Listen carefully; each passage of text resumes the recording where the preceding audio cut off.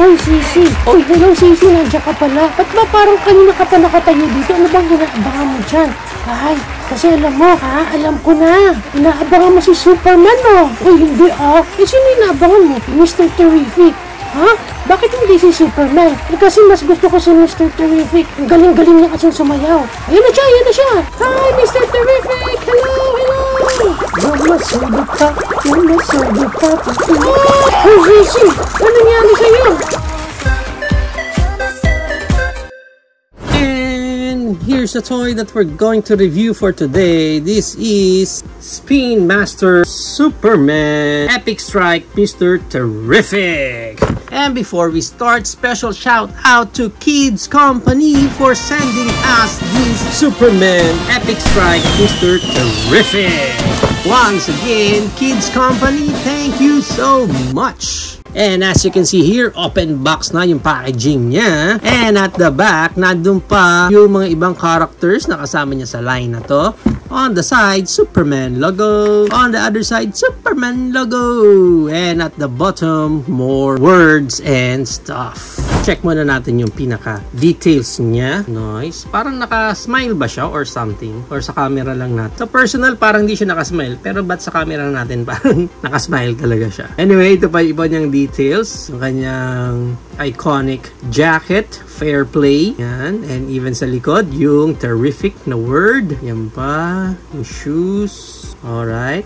Good details din naman. Walang any pegs na pwedeng lagyan ng stand. Diyan, okay. Nice! And para sa articulation ni Mr. Terrific, yung head niya naro-rotate yan 360. No look up and no look down. Yung hands niya, ganyan yung arms wide open niya. Meron siyang creed movement. Loose yung part na to because of the overall gimmick ng toy natin. And dito sa kabilang side, hindi naro-rotate yung shoulder niya dyan. Ganon din dito sa kabila. Next articulation is yung mga elbow niya, naro-rotate. Yung kanyang elbow bent, ganyan. Look at my muscle. And then yung kamay niya, wala na rin any articulation. Next is dito sa bewang niya, meron siyang articulation dito dahil din yun sa kanyang gimmick. And yung legs niya, wala siyang random split. Yan na yung parang pinaka-split niya. Although pwede mo siyang straight ng ganyan. Again, it's from his overall gimmick kasi. So wala na rin siyang high kick and back kick. Knees niya, wala na articulation and ganun din sa paa.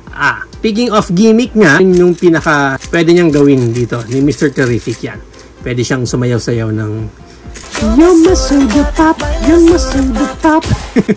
Well, ganun yung pinaka-gimmick niya, parang mag-swing around itong mga elbows and arms niya. Diyan. So, ito lang yung pwede mong i-position talaga yung hands niya. Now, speaking of his gimmick, meron siya kasamang mga accessories. Ito yung kanyang mga spears. T-spears, kung tawagin niya. Hindi po ito octopus or corals. Ito yung mga T-spears dun sa movie, yung mga umiikot-ikot na circle niya. And transparent. Yun lang medyo hindi ko gets bakit kaya transparent yung ginawa nila. Kasi sa movie, parang solid na bakal naman yung mga spears niya. Transparent ba sa movie? Comment down below nga kung napansin nyo rin yun, kung transparent. Pero for me, parang I think solid na bakal yun. So yeah, meron tayo dyang 4 na spears and dito 3 lang. Yan. And then meron siyang handle dyan. So ang gagawin lang natin is that, papahawak lang natin yung kay Mr. Terrific. Yan. And then itong kabila. Yan. And then, pag hawak niya yan, yun na. So, nice. You know. There's a gimmick na parang binabato niya yung mga T-spears niya. Yan. Yun ang pinaka-gimmick dito ni Mr. Terrific.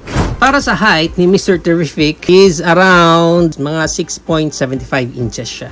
Eh maganda yan, i-compare pa natin siya sa iba pa nating figure tulad ng ating Storm Collectibles Rita Repulsa na hindi ko alam kung saan napunta yung face niya. Our knockoff version, Marvel Legends Hulk. Our knockoff version, Figma Horse. Our YOLO Park AMK Pro Series ROTB Optimus Prime. Hammond Collection Dr. Ellie Sattler. And our MCF Doomsday. So yan ang ating height comparison. If you're planning to avail this this Spin Master Mr. Terrific, ang price range niya is around 600 pesos up to 1,200 pesos. Depende lang again kung saang specific market kayo makakuha ng Mr. Terrific nyo na ito. So there you have it now guys, na ang ating Spin Master Superman Movie 2025 Epic Strike Mr. Terrific. What do you think of this Mr. Terrific? Is he terrific or not enough for you? Let me know at the comments down below. But for me, again, there's a specific reason or target audience. That's why ganito yung Mr. Terrific natin. Kung hindi ka fan ng mga ganitong klaseng gimmick or ganitong klaseng toy line, I think this one is not for you. But you're going to give this as a gift sa anak ninyo, sa pamangkin, or anyone na alam nyo